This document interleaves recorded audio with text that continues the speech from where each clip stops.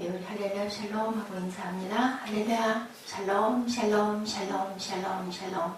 하나님 사랑합니다. 여러분 주 안에서 사랑합니다. 오늘 신명기 33장 26절에서 29절 하나님을 아는 지식이라는 제목으로 함께 말씀의 은혜를 나누도록 합니다. 하나님을 알려면 우리가 하나님을 알 수가 없죠. 그 높고 깊으신 뜻을 인간으로 알 수가 없습니다. 칸트가 얘기합니다. 인간은 하나님에 대하여 아무것도 알 수 없다. 왜 그렇게 알 수가 없을까요? 신을 어떻게 하는 사람이 알겠어요. 근데 그 알게 계시하신 그러한 사람들을 통해서 기록한 것이 바로 성경이고, 그렇기 때문에 우리는 성경 말씀을 열심히 묵상해야 되겠죠. 읽어야 되고 입술로 고백해야 됩니다. 로마서 1장 22, 3절에 성경은 인간의 영적 무능에 대해서 말합니다. 스스로 지혜 있다 하나 우둔하게 되어 썩어지지 아니하는 하나님의 영광을 썩어질 사람과 금수와 벌어진 형상의 우상으로 바꾸었느니라. 아주 무서운 말씀이기도 한데 맞습니다. 하나님의 영광을 사람이 너무나 둔하고 어둡기 때문에 이렇게 더러운 우상으로 바꾸었다. 이렇게 말을 하고 있습니다. 하나님께서 자신을 인간에게 계시하는 방법이 옛 선지자들을 통해서 그 영감을 통해서 기록한 성경이다. 그렇기 때문에 하나님께서는 자기를 영원하신 하나님으로 계시하신 내용이 신명기 33장 27절에 영원하신 하나님이 너희 처소가 되시니 그 영원하신 팔이 내 아래 있도다 라고 이렇게 기록되어 있죠. 이사야 40장 29절에는 영원하신 하나님 야훼 땅 끝까지 창조하신 자는 피곤치 아니하시며 곤비치 아니하시며 명철이 한이 없으시다 라고 표현되어 있습니다. 영원하심은 곧 시간적인 관점에서 하나님의 무한하심을 나타내죠. 시간으로 따지면 영원하다라는 것은 처음이고 마지막이라는 그런 말씀입니다. 이 세상에 존재하는 모든 것은 당연히 시작과 끝이 있습니다.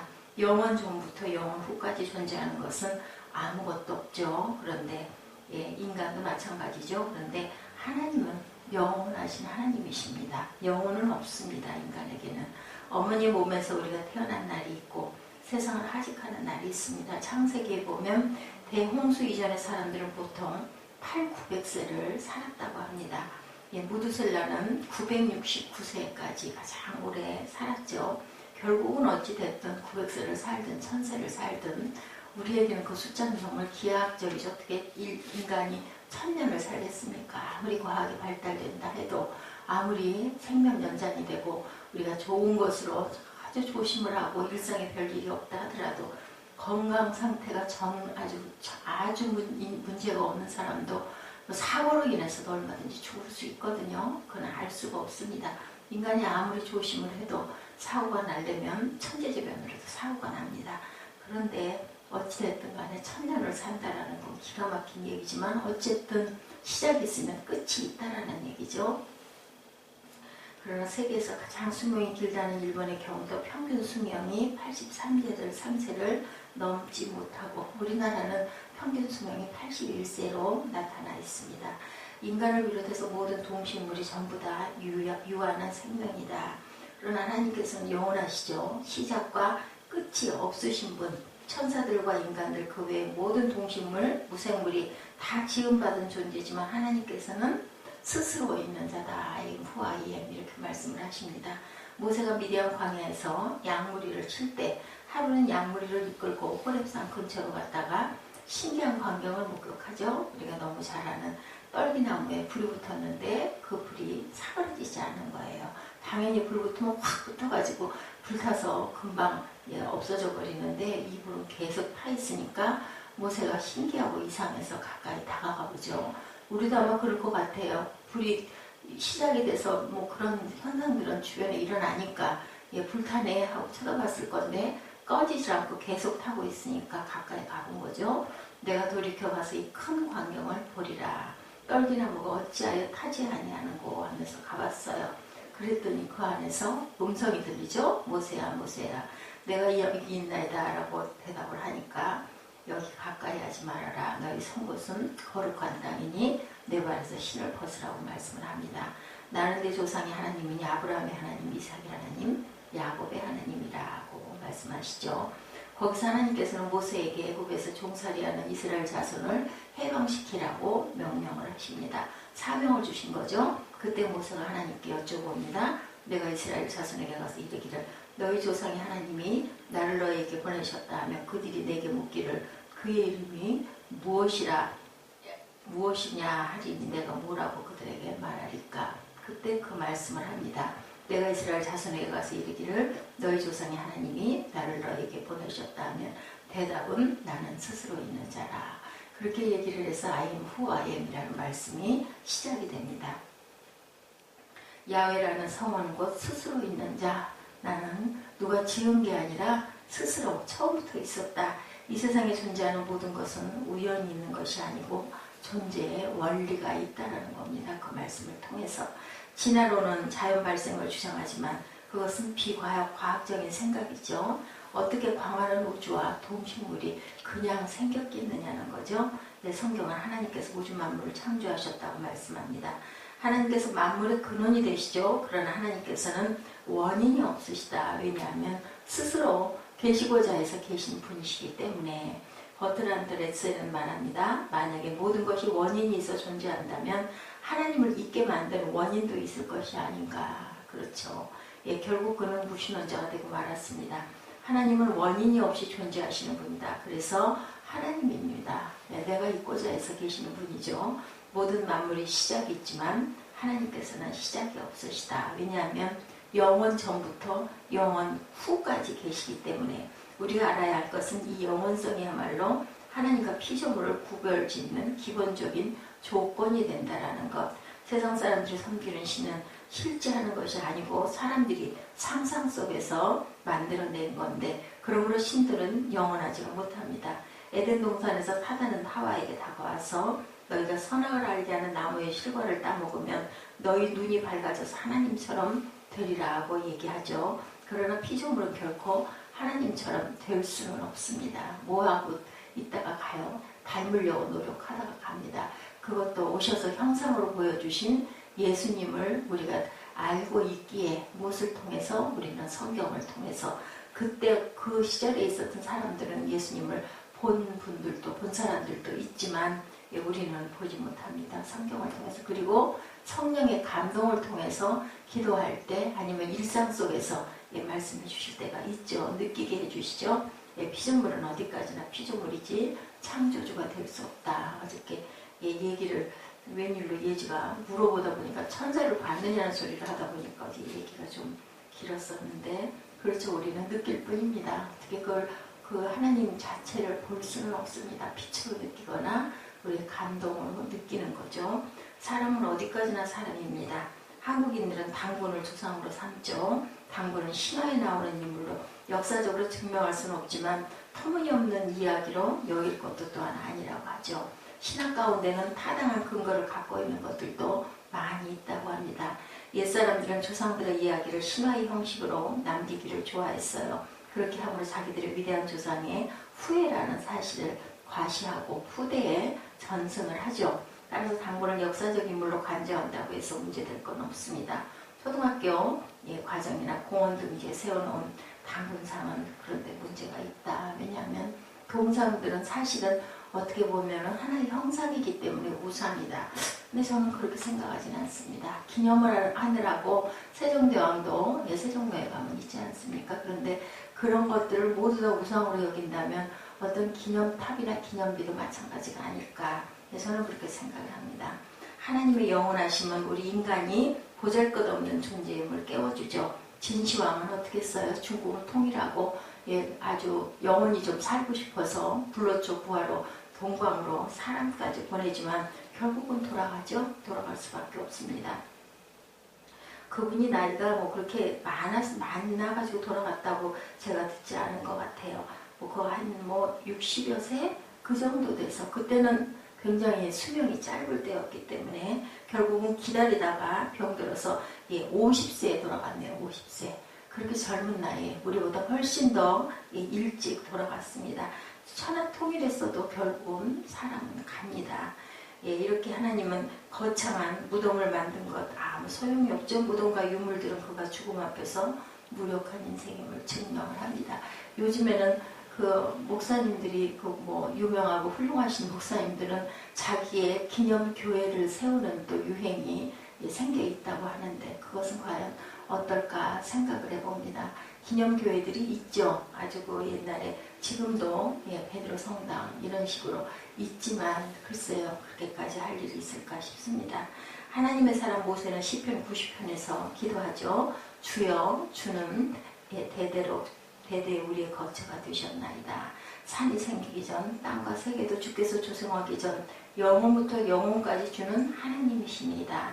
주께서 사람을 티끌로 돌아가게 하시고 말씀하시기를 너희 인생들은 돌아가라 하셨사오니 이렇게 쭉 얘기합니다. 푸른 아침에 꽃이 피어 자라다 저녁에는 뱀바되어 마르나이다. 우리는 주의 노에 소멸되어 주의 분내심에 놀라나이다.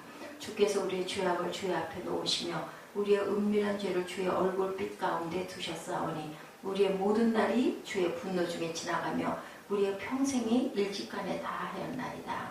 10절이죠. 유명한 말씀이죠. 90편 10절 우리의 연수가 70이요 강건하면 80이라도 그 연수의 자랑은 수고와 슬픔뿐이요 신속히 가니 우리가 날아가나이다. 누가 주의 노의 능력을 알며 누가 주를 두려워하여야 할 때 주의 진노를 알리까. 우리에게 우리날 계수함을 가르치사 지혜의 마음을 얻게 하소서.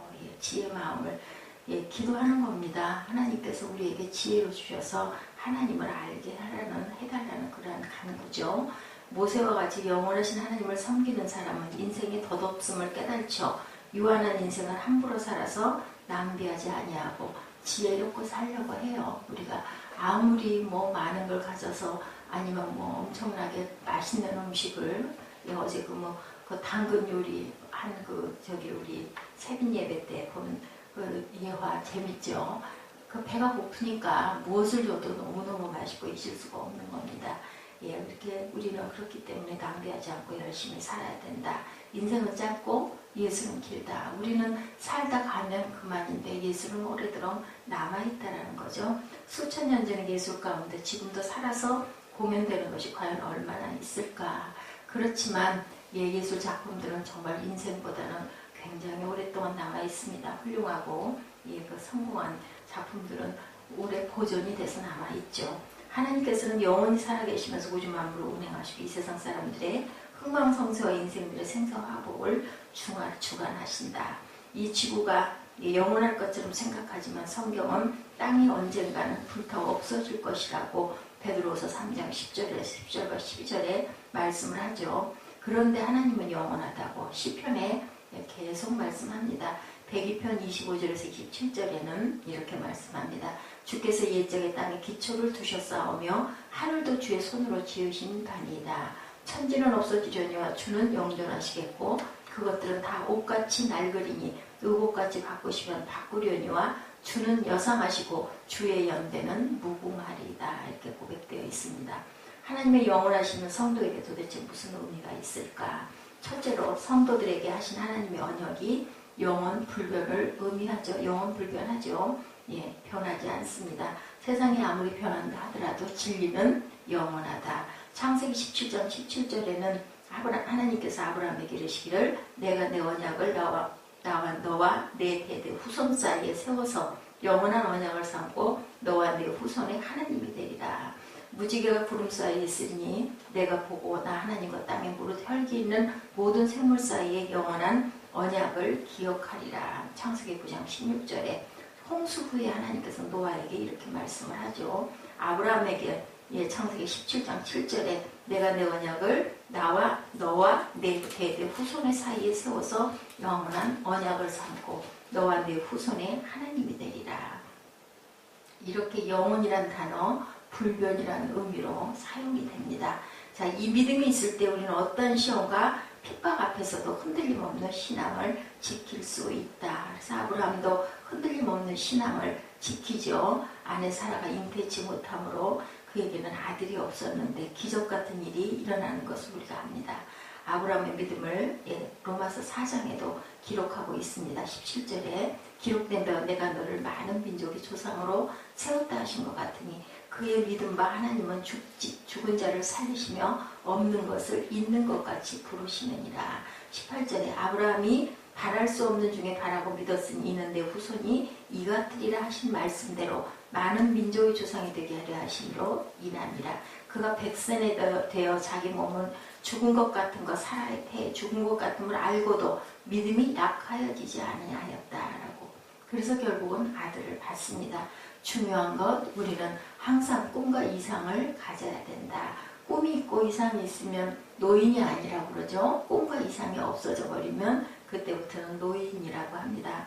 아브라함의 위대한 이유는 믿음의 조상이 된 이유가 이 말씀 속에 나타나 있죠. 하나님의 언약을 추워도 의심하지 않았다. 그렇기 때문에 독자 아들도 분명히 하나님이 살리실 걸 알고 하나님께 온전히 바치죠. 민수기 23장 19절에 하나님은 인생이 아니시니 시건치 아니하시고 인자가 아니시니 후회가 없으시도다. 어찌 그 말씀하신 바를 행치 아니하시며 하신 말씀을 시행치 아니하시랴.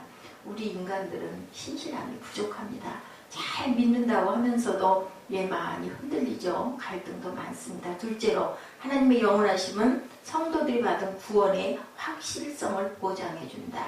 하나님을 믿는 이유가 뭘까? 이 땅에서 잘 사는 것이 목적이라면 구태여 하나님을 섬길 필요가 없죠. 우리 주위에는 하나님을 알지 못하지만 잘 사는 사람들이 많습니다. 일본은 1억 2천만 중에 기독교인이 겨우 100만 명밖에 되지 않지만 세계에서 잘 사는 나라로 손꼽힙니다. 그러면 하나님을 믿는 이유가 뭘까? 우리 영혼 구원이죠. 부활을 믿는 거죠. 요한복음 17장 3절에 예수께서 말씀하시죠. 영생은 곧 유일하신 참 하나님과 그의 보내신 자 예수 그리스도를 아는 것입니다. 라고 이렇게 기록되어 있습니다. 영생이라는 것은 예수님을 아는 거예요. 우리를 구원하신 예수님을. 이 세상에서 그리스도인처럼 불쌍한 사람들도 어떻게 보면 없죠. 예수 그리스도를 믿으면 죄사함을 받고 구원을 얻는다는 복음의 진리를 믿지 못하고 스스로의 공로로 구원 얻기 위해 애쓰고 힘쓰는 사람들이 많이 있습니다. 불교는 개인이 돌을 깨쳐서 부처가 되어야 한다고 그렇게 얘기하죠. 사람이 되었다가 개가 되기도 하고 소가 되기도 하고 그 사람이 그 죄에 따라서 다시 태어날 때 사람으로 태어나기도 하고 죄가 많으면 짐승으로 태어난다고도 그렇게 얘기를 하죠. 부처가 되지 못하는 한 생로병사의 고통을 계속 반복할 수밖에 없다. 부처가 되는 것은 아주 있을 수도 없이 어려운 일이다. 돌을 닦다가 돌아가죠. 그러나 구원의 언약이 영원 불변함을 믿는 크리스찬들은 항상 구원의 기쁨 가운데 살아가죠. 구원의 확실성에 대해서 성경은 말씀합니다. 로마서 8장 1, 2절이죠. 그러므로 이제 그리스도 예수 안에 있는 자에게는 결코 정죄함이 없나니 이는 그리스도 예수 안에 있는 생명의 성령의 법이 죄와 사망의 법에서 너를 해방하였습니다. 31절에 그런즉 이 일에 대하여 우리가 무슨 말을 하리요? 만일 하나님이 우리를 위하시면 누가 우리를 대적하리요? 자기 아들을 아끼지 아니하시고 우리 모든 사람을 위하여 내어주시니가 어찌 그 아들과 함께 모든 것을 우리에게 은사로 주지 아니하시겠느냐? 누가 능히 하나님의 택하신 자들을 송사하리요? 의롭다 하신 이는 하나님이시니 하나님이 우리를 의롭다 하셨으니 누가 정죄할 수가 없다라고 이렇게 결론을 맺고 있습니다. 그렇기 때문에 우리는 하나님을 알고 하나님을 믿고 그 믿음으로 우리가 살아가고 구원과 영생의 부활을 믿고 어려운 환난과 힘든 일들이 있더라도 극복하고 기쁨으로 살아갈 수가 있다라는 거죠. 오늘 하나님께서 본문을 통해서 말씀하시는 그 축복이 저와 여러분에게 온전하게 축복으로 남기를 주님의 이름으로 축복합니다. 우리 33장 26절에서 29절 다시 한번 같이 합독하고 기도하는 시간 갖습니다.